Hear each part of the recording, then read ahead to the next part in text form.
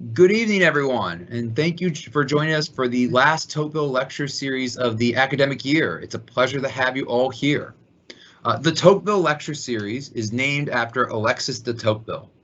Born of the French aristocracy, Tocqueville examined the world to understand democracy. His investigations convinced him that liberal ideas, which rejected both the antiquity of aristocracy and doubted the promises of the French Revolution, were the progression of history. Whether individuals fought for these ideas or were against them, he was convinced that equality of conditions is a providential fact. This lecture series invites scholars, professionals, and civic leaders to present on the ideas of liberty and equality as they relate to each other and other concepts important in the founding and continuation of American government. These are free public lectures which promotes the campus of Jacksonville State University, other institutions of learning, and the surrounding community to come together to think, listen, reflect, and engage with each other. The Tocqueville Lecture Series is funded by a generous grant from the Jack Miller Center.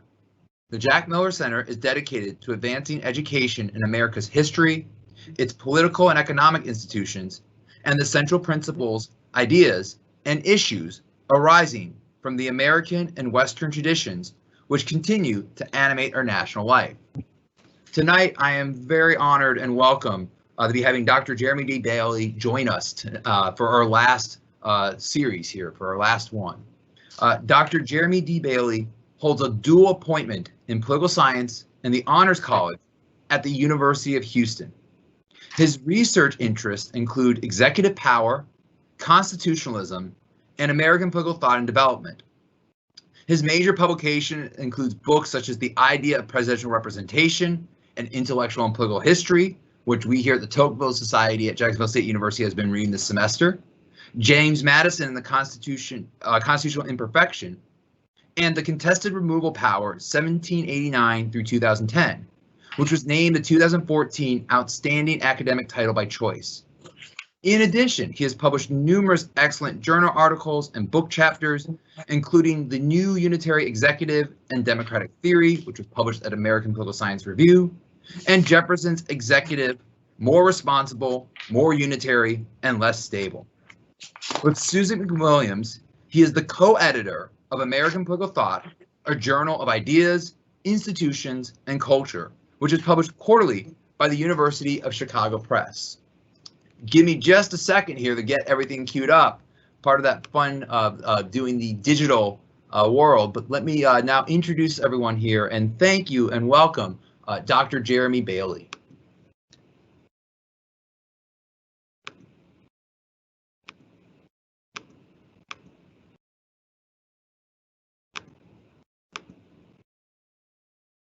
All right, thanks for having me. Thanks to Professor Gross, and thanks to Jacksonville State, and thanks to all of you for being here.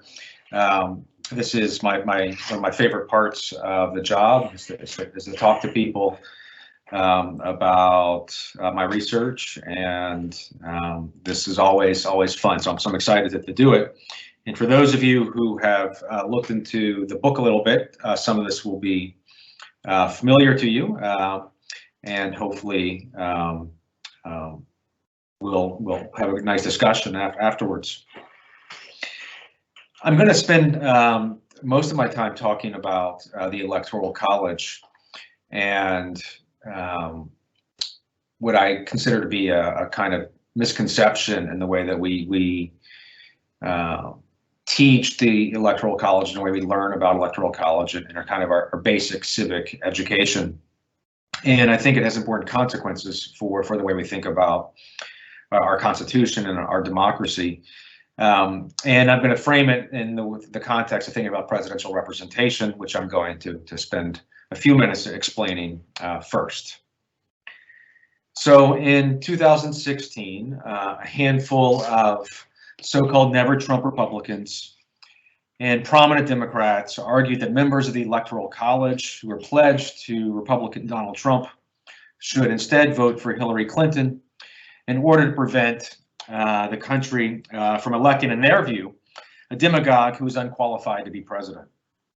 Citing Alexander Hamilton's Federalist 68, They argued for a revival of so-called Hamilton electors, that is, men and women who would put aside the voting and use their own judgment to choose the better candidate, Clinton. There's no small amount of irony in this. The party of Thomas Jefferson and Andrew Jackson was looking to Alexander Hamilton to argue that elites should use their better information to, as we say now, overturn the results of the presidential election. Now, meanwhile, among academics, the theory of presidential representation has emerged as a hot topic. There's a new and rich literature and empirical political science challenging the claim that presidents represent the whole nation, finding instead that presidents represent core partisans and narrow constituencies. But other prominent political scientists have reinvigorated calls for presidential leadership, calling for a legislative fast-track authority on the grounds that only the president has the electoral incentive to pursue the national public good. Now, this emerging confusion is set against a fairly straightforward consensus about American history.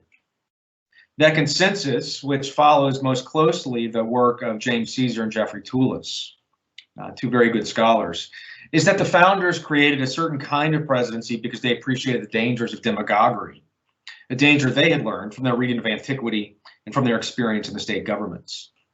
According to this story, the Constitution does not envision a president who represents the people, but instead creates a president who serves as a check on the people's representatives in Congress. Further, by this history, this constitutional design left by the founders was deliberately and fundamentally transformed by the progressives in the early 20th century, who themselves were impatient with the counter-majoritarian features of the Constitution and instead wished to hitch policy reform to presidential leadership. Now, though Caesar, Toulis, and their followers read this change as a story of decline, the larger point that there is change is a common reading of 20th century American politics. Next slide. Consider, for example, the following statement from Justice Robert Jackson's famous concurring opinion in Youngstown. Executive power is the advantage of concentration in a single head, in whose choice the whole nation has a part, making him the focus of public hopes and expectations. On the one hand, this would seem to be an obvious point. That is because presidential power cannot be reduced to a set of provisions in the Constitution, because the president's power is no doubt related to the president's standing in public opinion. Presidents today take stock of tracking polls showing whether they command majority approval, whether the country is on the so-called right track, and whether specific policy proposals are favored by more or less people. The best evidence for this is that presidents employ public relations experts to advise them, sometimes even elevating this kind of expertise over knowledge about public policy itself. But what makes Justice Jackson's statement so interesting is that it comes from a sitting member of the Supreme Court in the context of deciding a legal question about the president's authority. More precisely, Jackson offered this reflection on presidential power in the context of arguing that Truman did not have the authority under the Constitution to nationalize the steel industry. Indeed, this opinion is probably the single most important judicial opinion on executive power. It's famous for its framework allowing judges to classify an action into one of three positions, and in turn recommending whether judges should defer or not to presidential authority. Jackson's statement here seems to mean that his recommended legal decision has something to do with the president's political standing. More than that, his statement implies that what he as a judge decides about the president's authority has something to do with what he observes to be changes in the president's relationship to the attention of the people over time. Because the president has become more powerful politically, the judge must be especially vigilant against executive claims of legal authority. The enduring difficulty then is that the president's extra constitutional powers outside the Constitution, seem to be related to the ebb and flow of the president's constitutional power. Now, what I want to talk about is the relationship between law and opinion that is suggested in Robert Jackson's statement. We're not given in the context of a judicial resolution of a question of legal authority. Jackson's statement would be commonplace. This is because scholars of the presidency have long assumed that there's something called the modern presidency, and a large part of this modern presidency has to do with the resources and expectations associated with the increasingly democratized nature of the presidency. It is commonplace, after all, for presidents to claim a mandate from their elections, and presidents routinely claim to speak on behalf of the American people in ways that members of Congress do not. This point is worthy of emphasis. Today, presidents of both parties claim that they are representatives of the American public, and there are consequences of this claim. The first is that presidents claim to have a different quality or kind of representation of members of Congress. Going all the way back to Jefferson and Jackson, presidents have argued that they represent the whole while Congress represents the parts. The second is that presidents are potentially more than merely executive officers. Rather than conceiving themselves as enforcing laws passed by someone else, by the nation's representatives in Congress, presidents see themselves as both enforcers and as lawmakers. Put this way, the idea that the president represents the people would seem to be a direct challenge to the idea, going all the way back to John Locke, that the executive and legislative powers should be held in distinct hands. It is not surprising then that the idea of presidential representation has its critics, those who say it does not or should not exist. Now, my argument is that contests over executive power and the nature of presidential representation have endured not only because of the imprecise wording of the Constitution. Rather, this imprecision grows out of the nature of executive power itself, and it is exacerbated by the federal form, federalism, underlying the separation of powers. An additional problem is that there are two rival arguments for executive power in Republican constitutionalism. One looks to the law and the other looks to public opinion. Each foundation, so to speak, provides an attractive normative argument for Republican political theory, while at the same time moderating some of the other's excesses. So, for example, the argument from law appeals to our desire for equality. After all, we're all equal under the law. And it promotes stability, the rule of law. On the other hand, the argument from public opinion appeals to our desire for democracy. The majority must govern. And it promotes progress. The earth belongs to the living. These rival foundations ensure that power remains contested, both as a matter of formal law and as a matter of informal opinion. You can do the next slide. Now today, presidential representation has its critics. One set is normative and the other is empirical. The normative objects to the desirability of presidential representations on the ground that is bad for democracy. The second set objects to the existence of presidential representation as a matter of fact. Let me take up the second first. One source of confusion is the question of what it is. That is to say, the precise nature of the relationship between the presidency and the public has long been a central concern of political science. There's also a new and wide disagreement about presidential representation. One has to do with partisanship. Do presidents represent the moderates whom they have convinced to join their electoral coalition, the people in the middle, or do they instead cater to the committed partisans who make up their reliable electoral base? Another question has to do with the national interest. Do presidents work on behalf of the whole nation, or are they motivated instead to work on behalf of some narrow constituency? But not all empirical political scientists reject the theory. For some scholars, presidential representation offers an important structural corrective to the inability of Congress to make policy. Part of the problem with Congress is partisanship. As Congress grows more polarized, as we all know, Congress becomes less able to achieve the compromise necessary to address important issues such as immigration, social security, climate change, and so on. But the source of the problem might run deeper. Indeed, according to political scientists William G. Howell and Terry Moe, the real problem is that members of Congress are, under the Constitution, necessarily tied to localities. In their view, an empowered presidency offers the only solution to an outmoded Constitution, because under the Constitution, only the president has the desire to act on behalf of the United States. Their presidents, that is Howell's and Moe's presidents, quote, set their sights on the nation as a whole and strive to represent the national interest and rise above the fray. And with their unique perch, they see national problems like no one else. Because presidents have different incentives than members of Congress, presidents are more likely to pursue policies that they believe serve the common good. Now, this defense of presidential representation on structural grounds gets us back to something like a normative defense of presidential representation.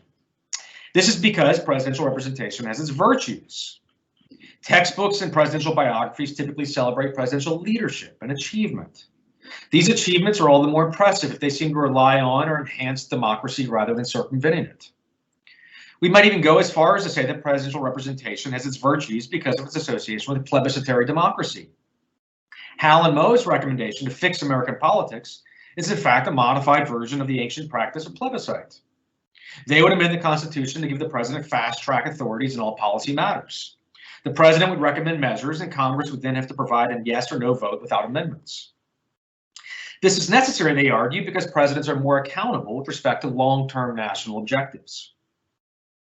Moreover, at least one prominent political theorist has argued for a recovery of plebiscitary democracy for its promotion of candor in public life. Because leaders who rely on plebiscitary appeal subject themselves to public scrutiny. Indeed, they insist on it. They call attention to what he sees as a serious weakness of contemporary democratic thought, namely that it cannot speak about the people. For this theorist, the plebiscitary moment has the potential to reveal the people as a single and unified collective. What is especially necessary for this plebiscitary judgment is that the leader truly engage the public in a candid way. Now, to be sure, normative theorists are generally suspicious of executive claims to represent public opinion. This is not only because such claims are historically associated with gross violations of minority rights, but also because on their face, such claims belittle the importance of deliberation and compromise among citizens about the common good. Because elections alone cannot guarantee authentic representation, any claim to represent a national unified will must be suspect. Next slide. Now, in my view, these debates are as old as democracy itself, and we cannot resolve them here. Rather, my aim is to challenge the way we've thought about their context, both historically and structurally. It is curious, for example, that both groups of quantitative scholars believe that it is the modernity of presidential representation that matters most. Now, in my view, this history does not match up to the facts. My argument instead is that in place of a before and after moment of transformation, in place of a theory of a modern presidency, the evidence instead shows that presidential representation has long been contested and remains unsettled. There are two reasons for this. First, constitutional democracy pits, as I've said, two foundational arguments into opposition, namely arguments from law and arguments from opinion. And because the argument from opinion is never wholly conceded by those who prefer to ground authority in law, and because democratic citizens inevitably chafe against laws made by prior generations, the contest over presidential representation will endure. Second, because this internal contest between law and opinion takes place in the American context of federalism, arguments about presidential representation are entangled between the rival claims of the state and national governments, between the part and the whole. The history of presidential representation reveals that separation of powers is not merely a question of formal power. Rather, it is also a question of constituency, as each department rallies different constituencies for purposes of self-defense and sometimes even aggression.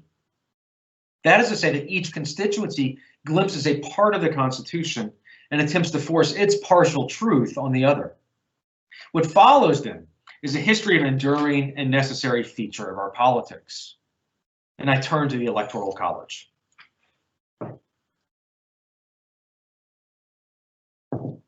Now, it is often said that the founders created the Electoral College as a way to dilute the influence of ordinary voters in selecting the president.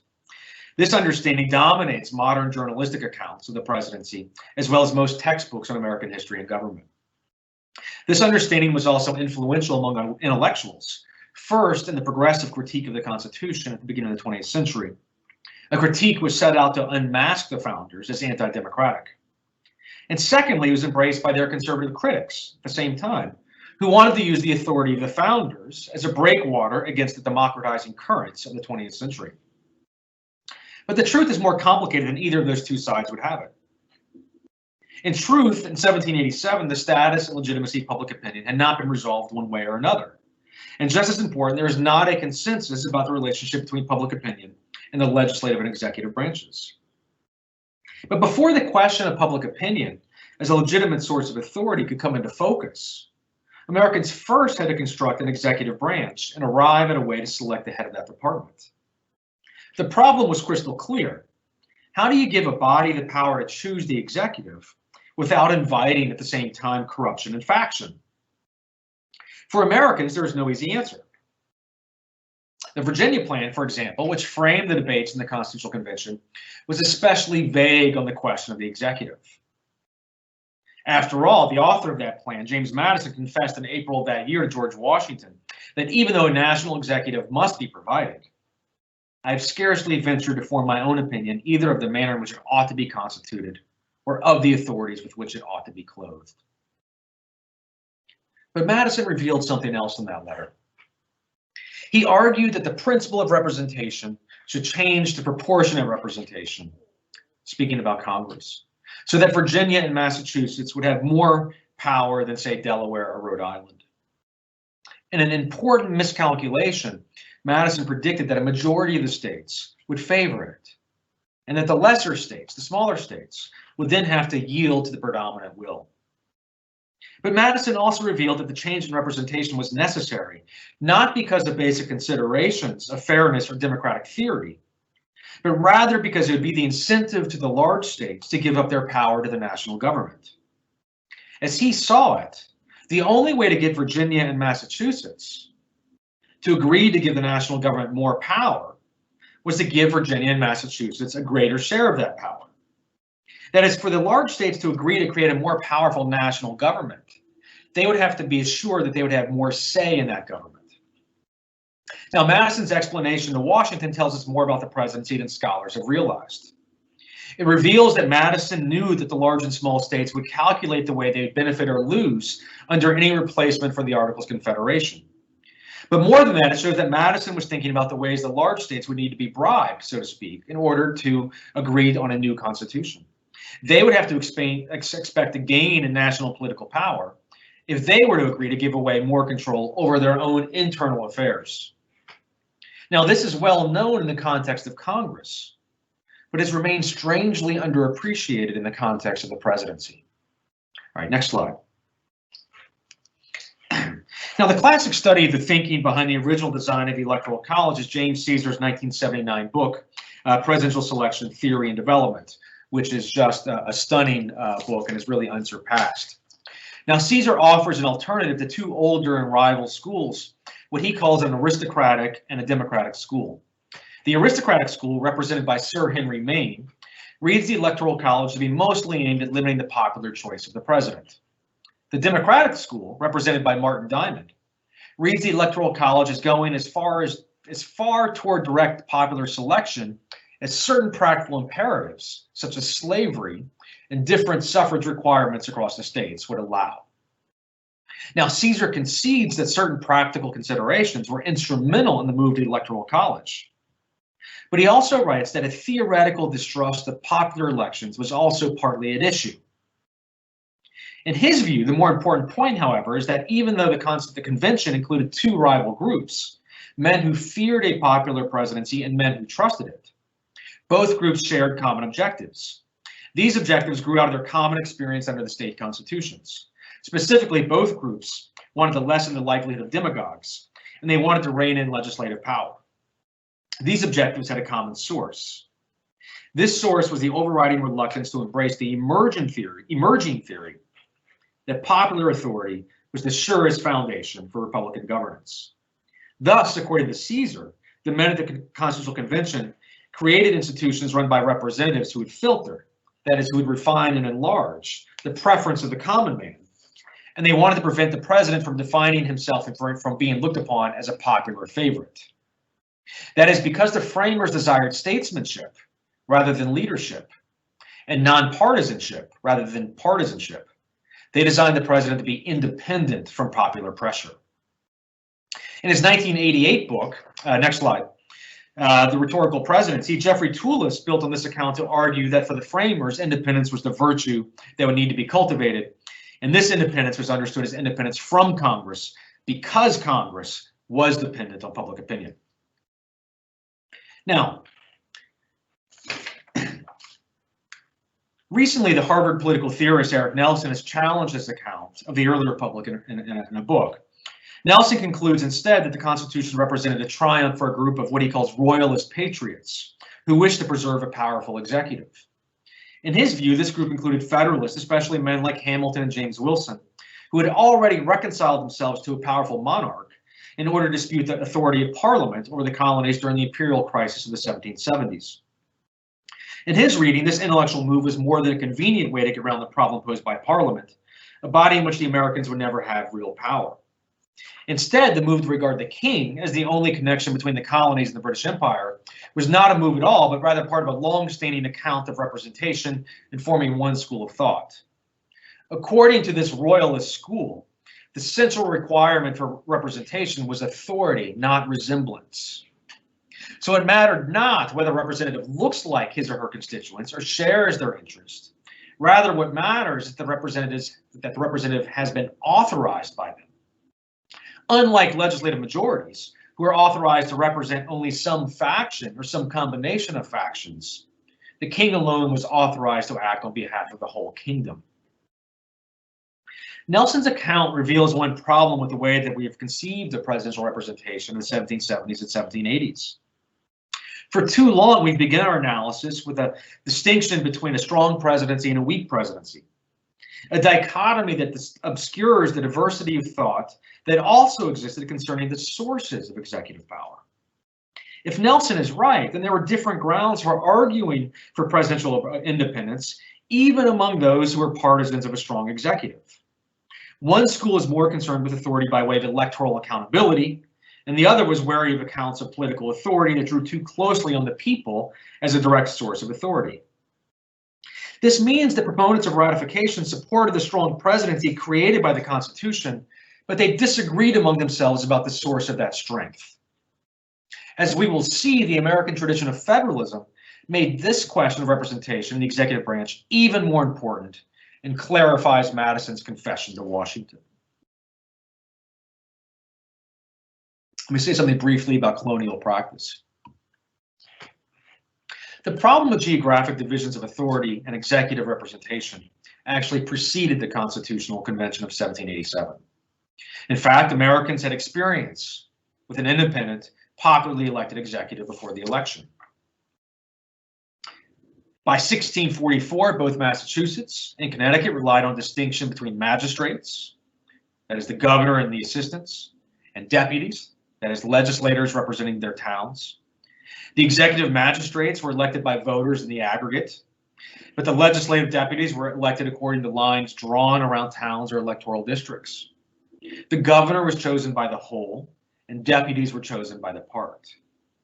We might say then that colonial practice reveals that the kernel of the idea of presidential representation existed in America even before there was a presidency. More important, this emerging practice of executive representation was entangled in debates not only about the nature of the British Empire, but also about the nature of American federalism. This means that claims of representation were not only likely to be contested across different departments of government, the legislative and executive, but also across different levels of government. Likewise, colonial practice revealed the ways that representation brings attention to the question of geography by tying representation to claims from particular districts. These districts would likely vary according to population, and these differences in population would attach themselves to notions of fairness in representation that would serve their own interest according to whether they were small or large. In this, the colonial Americans linked debates over representation to debates over separation of powers and therefore executive power. Their practice of associating differing electoral constituencies with rival institutions would emerge as a source of contention during the constitution-making period of the 1770s and 1780s. This can be seen in the two state constitutions that are most influential in the creation of the presidency: the Massachusetts Constitution of 1780 and the New York Constitution of 1777. Now, because the Massachusetts Constitution included a popularly selected governor with a veto power, scholars have long treated it as a significant step towards the creation of the presidency. The framers of the Massachusetts Constitution offered a ringing endorsement of the claim of executive representation. In a preamble to the document signed by James Bowdoin, they declared the governor is emphatically the representative of the whole people, being chosen not by one town or county, but by the people at large. We've therefore thought it safest to rest this power in his hands. This statement suggests that even in 1780, a full 2 decades before Thomas Jefferson and his party would make similar claims on behalf of their revolution of 1800, constitutional designers in Massachusetts recognized the representative potential of the executive. This potential rested on the differing natures of electoral constituencies for the governor and for the two legislative chambers. But it also assumed that the governor's wider or whole constituency made the governor's claim to representation qualitatively better than that in either the Senate or the House. This logic was supported by the voters of Wells, a small town in present-day Maine, who worried that members of the legislature would be disposed to act upon the private, narrow views and interests of their particular constituents. That's a quote. The governor, by comparison, was, quote, the sole representative of the whole Commonwealth, the, quote, center of union, and the, quote, guardian of the Constitution and the rights and interests of the whole state. So if and when a legislature would be partial, in their words, they would always, quote, have a representative in the person of their governor.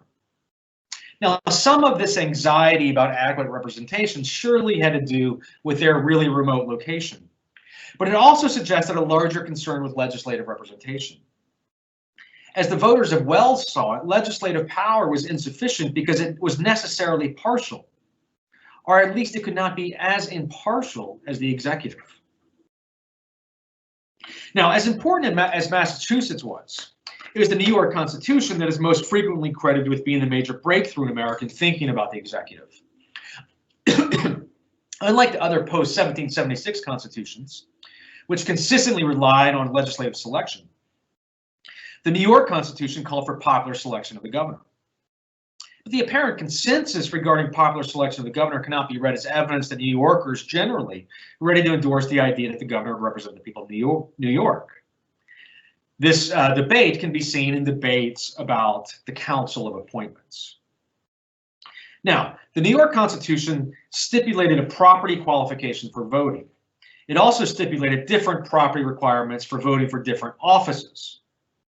At the proposal of Gouverneur Morris, only voters who possessed a freehold of 20 pounds could vote for members of the lower house. But to be eligible to vote for members of the upper chamber and for the governor, New Yorkers would need a freehold valued at 100 pounds, 5 times that required for voting for members of the lower house. Now, this was counter to sort of some democratic currents in New York politics, but it was also a victory for Western farmers and a defeat for city dwellers, as everyone knew that the mechanics of New York City were the target of this requirement. According to one historian, this higher property requirement limited the vote to hardly 10% of the male population of New York City. Rather than being the only variable then, executive independence from the legislature was entangled in the question of which voters, the few or the many, would be electing executive officials. These questions were intermingled with debates over the appointment power. The New York Constitution provided that all officers for which there was no constitutional provision would be appointed by the governor with the advice and consent of a special council. Hamilton would later single out this council in Federalist 70 as an example of the lack of accountability that comes with plurality in the executive. It's a famous critique. But what often escapes notice that this was more than a question of executive power, simply in the minds of New Yorkers. Because the council was comprised mostly of senators, it necessarily touched upon the complicated compromise that had been achieved with respect to geographical representation in the New York Senate. Specifically, the selection of the council members would be done with an eye to balancing the districts, Senate districts for election. The Assembly shall, once every year, openly nominate and appoint one of the senators from each great district. These districts were created, no doubt, to accommodate competing demands for representation. The New York Constitution grouped the counties into 4 geographical districts, Southern, Middle, Western, and Eastern, and assigned each district a different number of senators. Broadly, this assignment corresponded with proportional representation, and the convention explicitly rejected proposals to continue the compromise as a fixed proportion in the future. Instead, it would be linked to growth based on the census in the future. All this reveals that New Yorkers in 1787 calculated the respective gains and losses of geographical representation, even as they negotiated questions of executive power. New York's infamous Council of Appointments, then, was a step away from unity in the executive, as Hamilton argues in Fed 70. But perhaps more important for New Yorkers, it was also a step away from proportionality of representation because it made the districts equal, each district having 1 vote on the council.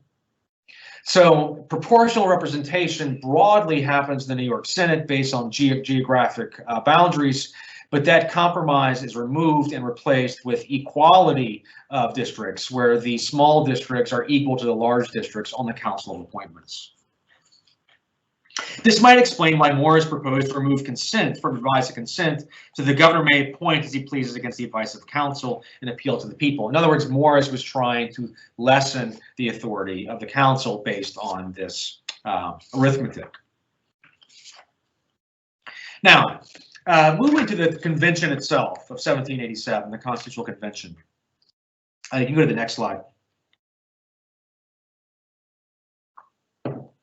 The standard accounts of the creation of the presidency typically look to Pennsylvania James Wilson and Connecticut delegate Roger Sherman to personify the contest between the democratic and elite models of the presidency. There's some good reason for this. On June 1st, which is only the fourth day of debate, Wilson and Sherman offered fundamentally opposed visions of the presidency. The exchange happened when the committee turned to the portion of the Virginia Plan recommending the national executive to be chosen by Congress for a fixed term and to exercise the executive powers of the Confederation Congress. Charles Pinckney immediately said he was for a vigorous executive, but worried that they were creating an elective monarchy, which he said was the worst kind of monarchy, because the powers of Congress included the powers of war and peace. The next person to speak was Wilson, but he avoided Pinckney's concerns and instead proposed that the executive consist of a single person. This proposal clearly changed the mood, as Madison records that there was a considerable pause in the room, broken only by Ben Franklin's urging members to speak their minds. It is here where Sherman and Wilson offered their respective visions of the presidency. Sherman argued that the executive would merely be an institution for carrying the will of Congress into effect. So rather than exercising an independent will, Sherman's executive would be a kind of agent for the legislative power. This was appropriate, Sherman argued, because the legislature was the depository of the supreme will of the society. Responding to Sherman, Wilson made his case for a different vision of executive power, with the qualification that he was almost unwilling to propose it because he was worried it might appear chimerical. Wilson proclaimed that at least in theory, he was in favor for an election by the people. More than that, quote, experience, particularly in New York and Massachusetts, showed that the election of the first magistrate by the people at large was both a convenient and successful mode. On its face, then, this would appear to show that the tension between popular selection and dependence on the Congress was present at the very beginning, and that it was understood as bearing on the question about the extent to which the president would be representative of the people. Next slide. The problem, however, with readings that see this as a debate between the elitist and democratic readings of the convention debates in 1787 is that it misses a revealing concession that Madison included in Federalist number 37. In that stunning essay, Madison conceded that the Constitution was imperfect and listed 5 difficulties faced by members of the convention. Given what we know about the convention, it is not surprising that one of the 5 was the interfering pretensions of the larger and smaller states. But what is more surprising is what Madison says about it. Rather than describing the compromise and then explaining why that necessary compromise was unsatisfactory in his view, Madison instead went on to reveal that features of the Constitution show that the compromise introduced additional problems into the negotiations. It is extremely probable also that after the ratio's representation had been adjusted, that is on July 17th, this very compromise must have produced a fresh struggle between the same parties to give such a turn to the organization of the government and to the distribution of its powers as would increase the importance of the branches in forming which they had respectively obtained the greatest share of influence. In other words, the contest between the small and large states did not end with the Connecticut Compromise. Rather, that compromise made the House and the Senate the institutional homes for bargaining over the various powers of Congress. Gouverneur Morris makes this very point on the convention floor in his first recorded comment in the convention the day after the Great Compromise. Specifically, Morris urged delegates to consider the powers of government in the abstract, he said, because he feared that a reference, either mental or expressed, would mix itself with the prior day's vote for equality in the Senate. What Morris's fear and Madison's concession add up to is the likelihood that debates over presidential selection were caught up with the rival ambitions of the large and small states. This means that from the perspective of the large states, any proposal that the Senate in choosing that included the Senate in choosing the president would be flawed by that being skewed towards the small states. Likewise, for the small states, any proposal that included the House in choosing the president would be unacceptable because of its favoring the larger states. Popular selection of the president almost certainly raised the same problems. For the small states, popular selection of the president was just another name for selection by the most populous states. For large slave states like Virginia, popular selection alone would not give them the comparative advantage they enjoyed at the House, where the 3/5 compromise increased their voting power. Thus clarified by Madison's description of a fresh struggle, it is easy to see that there indeed was a choice between an elitist presidency and a popular presidency, between a president who would be insulated from the people and a president who would represent the people. That choice was muddled by the more immediate fight between small states and large states. This was to say that demagoguery was not that much of a concern for the large states, or at the very least, that demagoguery was not their principal concern.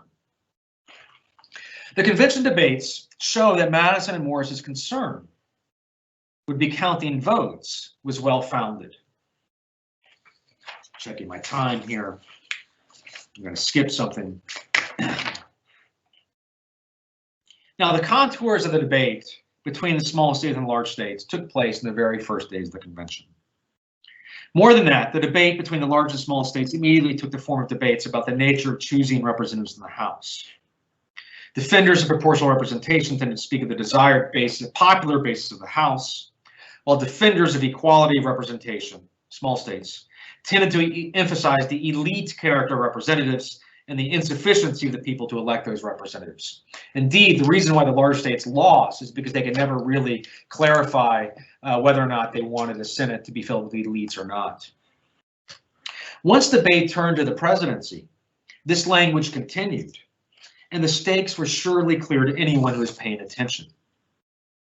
But this would not have been a surprise, because Americans had already encountered this problem in forming their own state constitutions. As the example of New York and Massachusetts show, the question of representation was bound with the question of executive independence. But independence was loaded with the baggage of geographic representation. Madison's confession in Federalist Number 37, that the Connecticut Compromise created a fresh struggle between the large and small states, provides a much-needed corrective to our tendency today to read the invention of the president as a contest between presidentialists on the one hand and legislative supremacists on the other, but also to our tendency to read it as a contest between elite and democratic projects for presidential selection. In fact, from Madison's 1787 letter to Washington, which I quoted at the beginning of this talk, we see that the intransigence of the small states was not the first problem, at least in Madison's mind. Rather, Madison believed that the primary problem was that the large states needed to be bribed in order to give away their power. And the substance of that bribe was a scheme of representation that would allow them to dominate.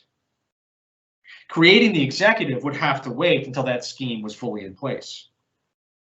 As Madison knew from the history of the New York Constitution, creating an independent executive was not an abstract question simply. This is because bicameralism, having two chambers of Congress, encouraged two different formulas for representation. Formulas that would necessarily constitutionalize two different constituencies.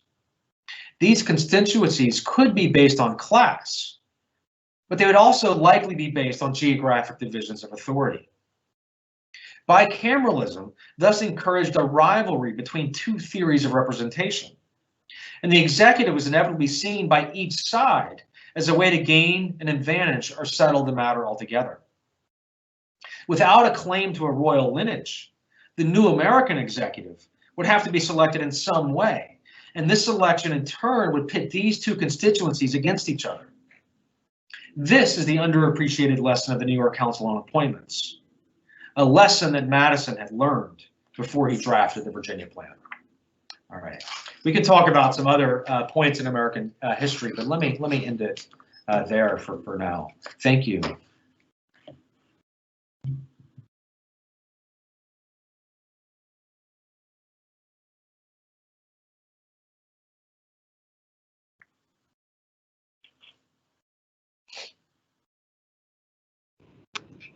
Okay. Let's see. Give me 1 second here as I get the computer working again. There we go. All right. Excellent. Thank you so much there, Dr. Bailey. We appreciate that. If you're willing, we have some questions here from the audience, sort of about the Electoral College and the history and the founders, and I'm happy to ask them and bring you back live to respond to them. That's okay. Mm-hmm. Awesome. So our first question is, in today's culture of near instantaneous public feedback, do you think that a president has become more of a vessel of public sentiment, or has partisanship minimized the public opinion power? And let me send you back live so everyone gets to see you and hear you and not hear me.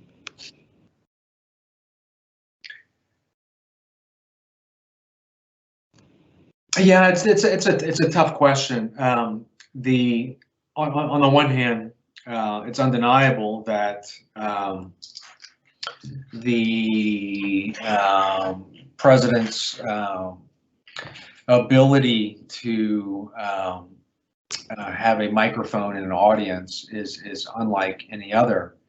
But I suppose it's not clear that actually translates into success or achievement from the president's perspective. And one might even wonder if there's a kind of prison that entraps presidents with the seemingly readily available nature of public opinion. And that is to say that it's not clear to me that presidents are successful in shaping public opinion. And this is not my view per se. Or rather, this is informed by reading the research of others. George Edwards at Texas A&M has produced lots of evidence showing just how difficult it is for presidents to shape opinion. So we can say, hey, why don't they use the bully pulpit and do X? But it turns out that's really hard to do, and presidents rarely succeed at it. So that's the first way I'd answer your question. The second way I'd answer your question is that it's clear that there's been a kind of trade-off with the emergence of public opinion in the last couple of decades. And we can talk about what I think the source of that is. I think it has to do with reforms in the 1970s. But there's a clear trade-off between the sort of the new politics and the older politics. And the older politics relied on party elites in a way that newer politics does not. And I think there's a pretty good case that can be made that a politics that is includes party elites is likely going to be more moderate, more likely to be effective, and probably also likely going to accomplish more in terms of policy. Now, those three things I just said could be challenged on a variety of grounds, and I'm aware of people who would quibble about each of those things. But as a broad matter, that's my sort of impression as a way to answer that question.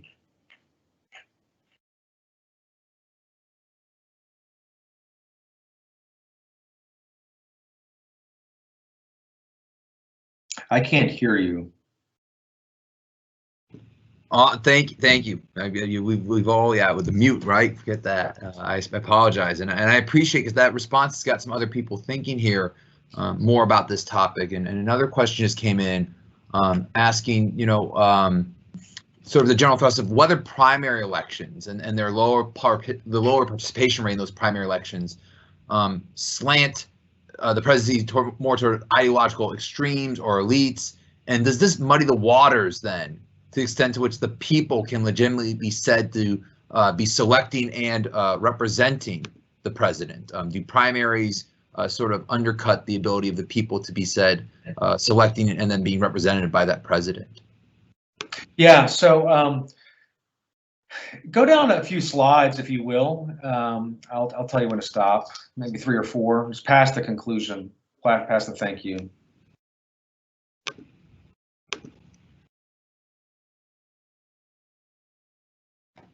There we go. So broadly speaking, that's a history of our nomination system, with thinking about a continuum about who chooses the nominee. On the left, insiders, akin to a peer review process, choose the candidate. On the right, you get closer to something like pure democracy, and that is a straight up or down vote by members of the party in a kind of straight up or down ballot, just by pressing a button.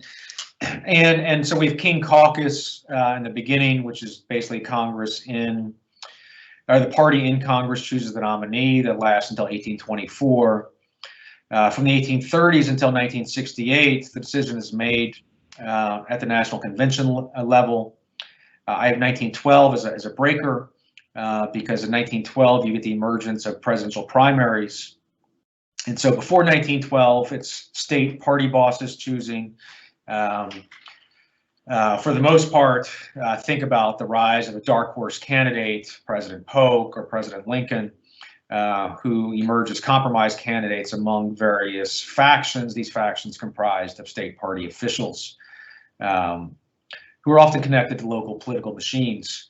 The progressives were dissatisfied with this sort of smoke-filled room style of government, and instituted primaries. And so from 1912 to 1968, we have kind of a mixed system in which the convention is still doing the choosing. The smoke-filled room is still the decider, but there are these primaries that are for the most part non-binding, but they're meant to give the people doing the deciding some evidence about the electability of a candidate. So candidates would pick and choose a primary, not to garner delegates, but to demonstrate that they could win. So for example, in 1960, John F. Kennedy entered and won the primary in West Virginia to demonstrate to party elites that a Catholic could, in fact, win votes in West Virginia. Likewise, in 1968, the primary in California was seen as an important test for Bobby Kennedy. That all changes in 1968, or after 1968, when the Democrats nominate Vice President Humphrey, who did not win, not really even contest a single primary. And so the views of party leaders diverged from the views of party activists. And as a result, the Democrats gave us a commission in 1971, the McGovern-Fraser Commission, which is the founding document of our modern system now. And political scientists are, for the most part, there's some debate here, for the most part, agree that McGovern-Fraser radically changed the nomination process and therefore the kinds of presidents we get. So go back to 1808, James Madison is nominated by King Caucus in Congress. His resource for being nominated, or what makes him good, is his reputation among elites inside of Congress. Compare that to the nomination of Ronald Reagan or Barack Obama. It's not his reputation among insiders. In fact, it's his dominance among outsiders that becomes the coin of the realm. And so that radically changes the kinds of presidents we get, who have to do all sorts of new things. They have a sense of biography that is slick and can be sold. They have to rely on TV advertising rather than handshaking and deal making, et cetera, et cetera. They have to fundraise, so money becomes all that more important. So yes, it radically changed it. I would say arguably made the process more democratic. With some caveats. Notice that by making campaigns more expensive, it ironically increased the importance of funding and therefore of rich people. Secondly, The invisible primary, arguably, which happens before Iowa and New Hampshire, has risen in importance. And there is a kind of, elite decision-making that happens before the rest of us get a chance to cast any votes. So that might be what you have in mind, the questioner has in mind. Now, having said all that, let me say this, and that is when I took up this book project, I wanted to understand the extent to which the founders of this system understood this to be their goal. And to my surprise, I learned it was not. And the best book on this is by Byron Schaefer. He's written a history of the McGovern-Fraser reforms, which is phenomenal. But what he shows and what other people show is that perhaps the staff who were basically out of the McGovern campaign from '68 and who had a plan, the staff had a goal with respect to the McGovern-Fraser reforms, but the members of the commission didn't really think they were changing the presidency. All they really wanted to do was two things, and that was increase participation, and secondly, to increase or to impose kinds of quotas for women, young people, and minorities to involve them in the democratic process. And they did some other things. They made sure that all the votes had to be allocated in a single year. So there couldn't be funny business with pledged delegates before the election year, et cetera. So that was more like housekeeping type stuff. But to their shock, the consequences of McGovern-Fraser was that these states responded by leaning towards primaries rather than caucuses. And they expected a kind of even mix between primaries and caucuses. And the heavy tilt towards primaries rather than caucuses had certain effects for the nomination system, effects which the Democratic Party was not happy with and tried to walk back in 1984 with the Hunt Commission and with the superdelegates. That's a long answer. My apologies, but I think it was useful for the questioner.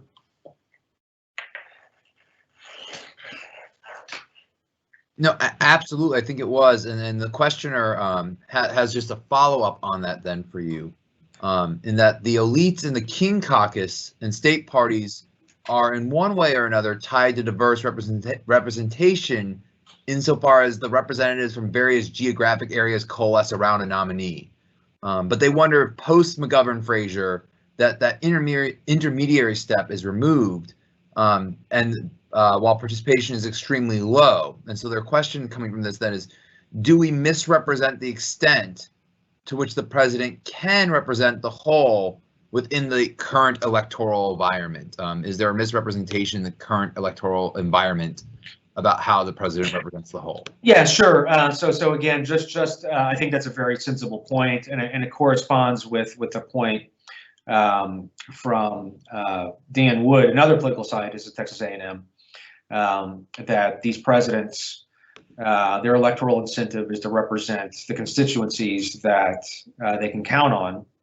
And so they're not necessarily interested in the median voter, and they're certainly not interested in they're not influenced by primary voters who don't show up. So absolutely. I would add to that that if we continue down a path where it seems relatively easy for lots of credible candidates to get lots of money, it seems like the 2016 situation can play out again and again, in which it's hard for a consensus to emerge on a particular candidate. And the strange irony, of course, is in 2020, the Democrats almost followed that exact same playbook until it appears Barack Obama and a couple other party elites decided not to let it go down that rail, and made some phone calls in the days leading up to South Carolina.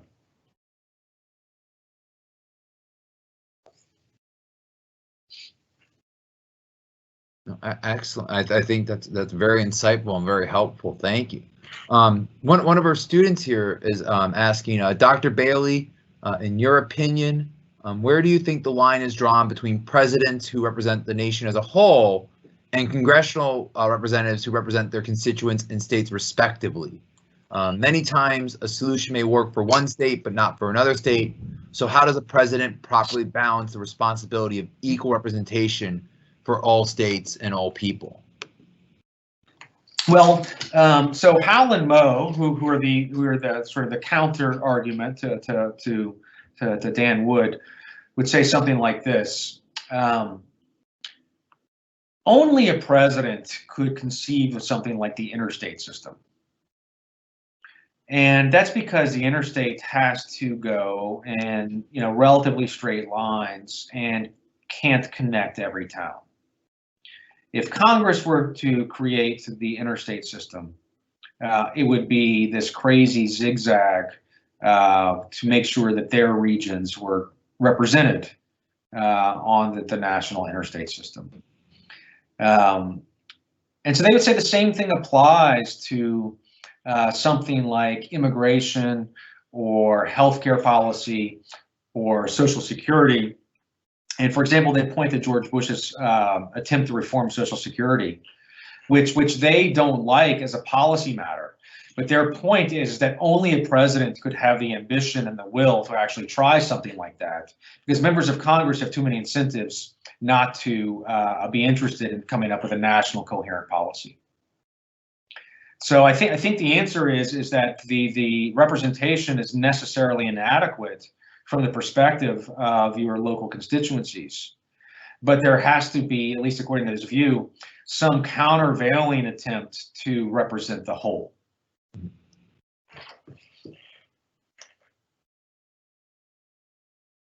Excellent, thank you. Another one of our students in the Tocqueville group is interested in if we can see a difference in how presidents carry themselves in elections. So the example of the idea of a Republican statesman versus sort of the average citizen running for office. And so do we see a reflection of different forms of presidential candidacies, especially if the president perceives himself as being a representative of the nation or a representative of law? Do they compete or have different type of candidacies as they see themselves represent different institutions? Yeah, so I didn't defend this part of my argument tonight. But what I found in doing the research for this book is it was a kind of a surprising finding for me, and that is that the party of law and the party of opinion roughly takes a partisan distribution, which is to say that the party of Thomas Jefferson and Andrew Jackson become the party of opinion, and the party that's against them becomes the party of law. And so roughly that means the Democratic Party has long been the party of opinion, and the party of law has long been the Federalist Whig Republican Party. And of course, Donald Trump totally upsets all those observations. So I'm not even going to try to square Trump with that kind of account. But I would say that the embrace of the theory of the unitary executive, and which is an attempt to ground executive authority in a reading of the Constitution, which emphasizes formal grants of authority rather than in appeals to the public. It seems fitting for Dick Cheney, who is really at the center of this theory as it emerges from the 1980s, 1990s, and the 2000s. And so in that sense, Dick Cheney is somewhat part of the same. He has a family resemblance to, I've got a picture of one of the slides, Arthur Vandenberg, key senator in the 20s and 50s, who was an internationalist, but also skeptical of executive power in a variety of ways. And then before them, the conservative critics of progressives in the 19-teens and 1920s. So one answer to your question is there's roughly a bipartisan difference, or a partisan difference over the question. Now, the second part is that, and this is where my argument breaks down a little bit, and you emphasize campaigns. I mean, it's clear that Republicans have adjusted their campaign strategy to match the incentives provided by the McGovern-Fraser framework. And now, why did they do this? Basically, they didn't have a choice. The states in the early 1970s were dominated by Democrats. I think Democrats controlled over 40 state legislatures after McGovern-Fraser. And so the states basically institute the same rules for Republicans as they do for Democrats, and Republicans have to play by those rules without having chosen them. And those incentives create their own kind of logic for campaigns. That, combined with the undenying drift of the Republican Party from Nixon to Reagan, from Reagan to Bush, and then Bush to Trump, towards an increasing populism that sees the president as representative of common people against a kind of corrupted elite, might suggest that there's an alignment of the two parties on that question.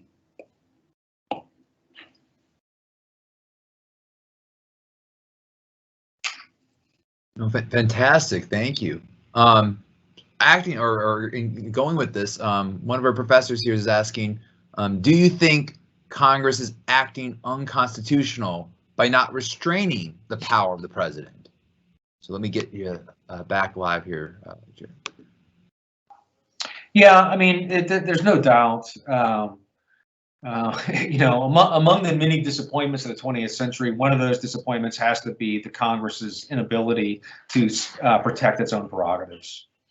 And I think there's a pretty good logic for this. You can apply, you know, David Mayhew's classic study of Congress to this point, and that is that members of Congress have a kind of rational incentive to pursue certain kinds of policies, and seeking re-election is most important to them, so they have a kind of interest in re-election.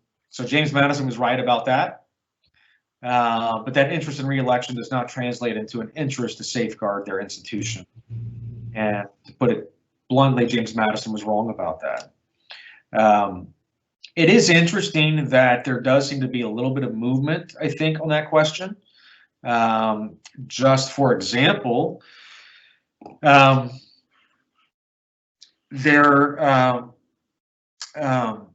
addition to there's always, you know, a kind of person who's interested in these questions as a matter of principle, whether it's Dennis Kucinich or Rand Paul.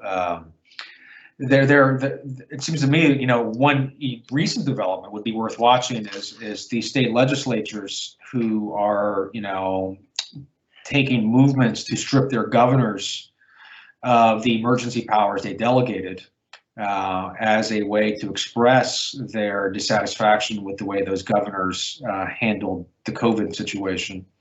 And these, I think, are state legislatures, both in red and blue states.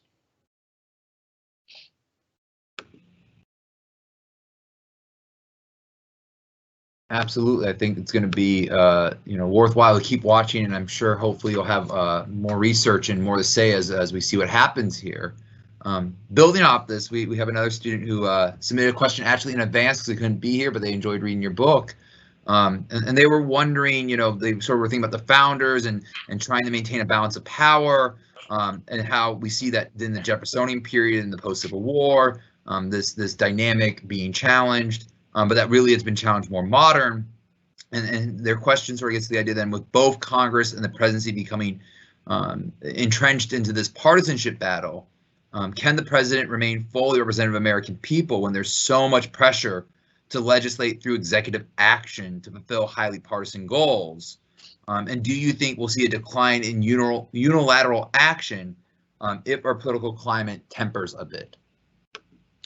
So I'm going to retreat to what I understand to be the findings of a different empirical political scientist. And this is Will Howe and some of his co-authors. He's at the University of Chicago. And he's got an explanation for this very curious fact. And this curious fact is that there does not seem to be a correlation between the use of unilateral power and divided government. And so whether a president issues an executive order doesn't seem to be correlated to whether or not the president's party controls Congress. However, what Hal explains is what it does seem to be correlated to is whether or not the party that does control Congress, whether or not their majority is strong and united or weak and divided. Mm-hmm. And that is to say that the motivation for a president to use unilateral power is not partisan per se. And this is one of those moments where empirical political science actually helps, I think, challenge our intuition. That it's not partisan per se, but rather it has to do with the ability for Congress to make policy. And so the reason why we have unilateral orders is that Congress is polarized. So back to the question, yes, partisanship is the problem, but the partisanship is the polarized Congress and a closely polarized Congress. If you have a dominant Congress that can just pass laws, the president's going to be more interested in passing laws than in unilateral orders.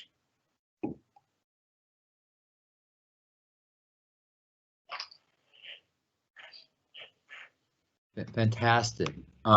Building off of this, then, I guess we have a question about, do you think the Youngstown Steel case paved the way for this more imperialistic presidency, or where would you see sort of this beginning of this presidency that we see today?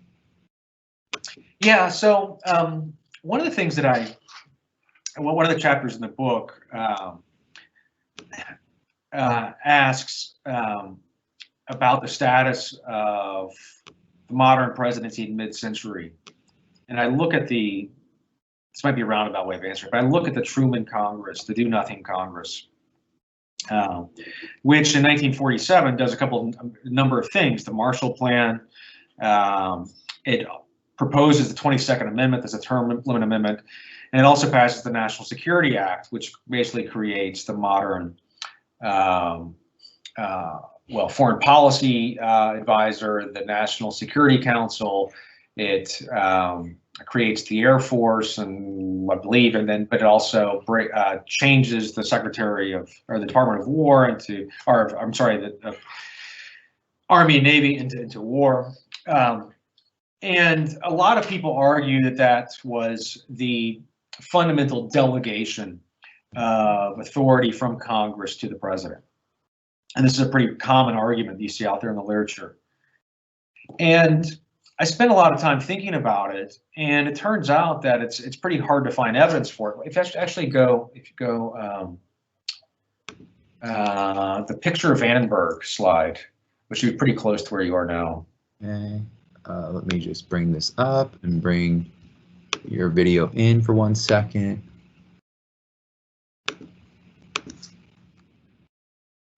Yeah.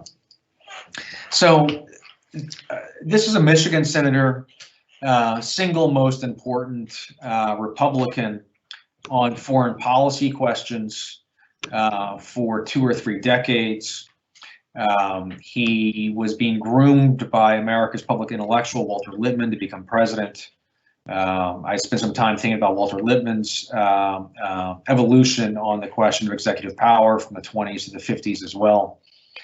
And Vandenberg was, like most Republicans, a proponent of neutrality in the 20s, staunch defender of neutrality. He even writes 2 biographies of Hamilton, not because he liked Hamilton's other policies, because he liked Hamilton's defense of neutrality. And this was very common for conservatives in the 20s. Others wrote biographies of Washington, etc. And Vandenberg is also an anti-communist.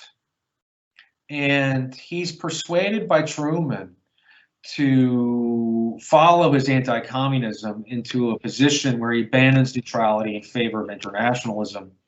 And he becomes a critical supporter of the Marshall Plan, the National Security Act, and other foreign policy elements in the Truman Congress. To put it differently, without Vandenberg, none of this happens. And if you look very closely at it, Vandenberg did not believe that in creating the National Security Act, that he was relocating the power of Congress's war-making authority to the president. He just didn't think so. He thought this was a much more limited thing. In fact, Truman was afraid of the National Security Act. He thought it was a secret attempt by Congress to steal his power by creating a National Security Council, so that Congress would dominate this council and take away the president's commander-in-chief power. And so my point is that even in the 1940s, and if you look at the 22nd Amendment, the term limit amendment, you'll find very little discussion of this thing called the modern presidency. And so even though journalists are talking about a modern presidency in the 40s and 50s, you really don't see lawmakers in the act of making law about executive power referring to some fundamental change or departure from the Constitution in the 40s and 50s. Now, that being said, something happened and we have to understand it. And it's certainly the case that the war power, to some extent, has been ceded to the president. It's certainly the case that presidents are relying on unilateral orders. I've talked more about that than they did in the past. It's certainly the case that presidential nominations have been changed. We talked about that. So I guess my answer to the question would be, I'm not ready to go to admit as far as I guess the question assumes, and I would be, eager to sort of drill down on what part of executive power are we talking about. Well, one quick answer, other question. One thing that the Youngstown decision did do, and I think the author sensed this, is it created a kind of roadmap for presidents to assert their power, and that is, if you are in so-called position one, where you are acting with the president's own authority plus delegated authority by Congress, judges are going to defer. So if you go back and look at the government's lawyer, Paul Clement, in the 2004 War on Terror cases, this is Hamdi, Padilla, and what was the other one? Forgetting. But what Clement argued was, look, we've got this delegation from Congress, the AUMF. We've got Article 2 of the Constitution. So we're in Robert Jackson's position one. Leave us alone. And so there is a kind of invitation there.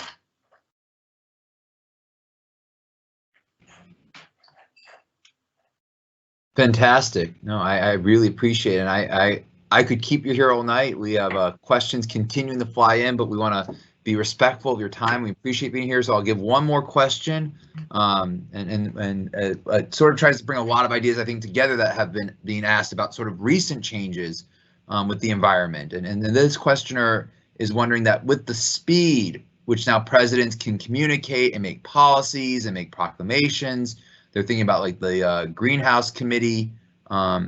Is there a serious threat to the balance of power system? Can Congress keep up with this environment, with this swift movement, or has technology really given the advantage to the executive in this current environment? Yeah, I'm gonna. Let me just point out how difficult it was for Trump to pass lasting, significant policy changes through Congress, even though Republicans enjoyed unified government for a period. Signature policies on Obamacare and immigration just didn't happen. You got a tax cut, so Republicans can cut taxes, but the other stuff is harder. Got some Supreme Court appointments. Those are, from that perspective, pretty big accomplishments. But from a policy perspective, not so much. And I think you could probably expect the same with the Biden administration. A few successes. You have to choose what the big policy is going to be. And maybe it's this infrastructure package. Well, everything will be infrastructure. And then after that, a bunch of losses, and then a kind of decay until things are clarified by the midterms. And so I'm not ready to cede the advantage to the president yet. I think in some way separation of power still works. Now, to be fair, I think there's some other stuff that suggests that maybe bigger changes are underfoot. The filibuster is a part of this calculation that I just said. Presumed. A Supreme Court of a particular number is also part of the calculation that I just assumed. If those things get put on the table, not to mention new states in the Senate to create supermajorities, et cetera, then sort of ordinary politics, I think, will prevail.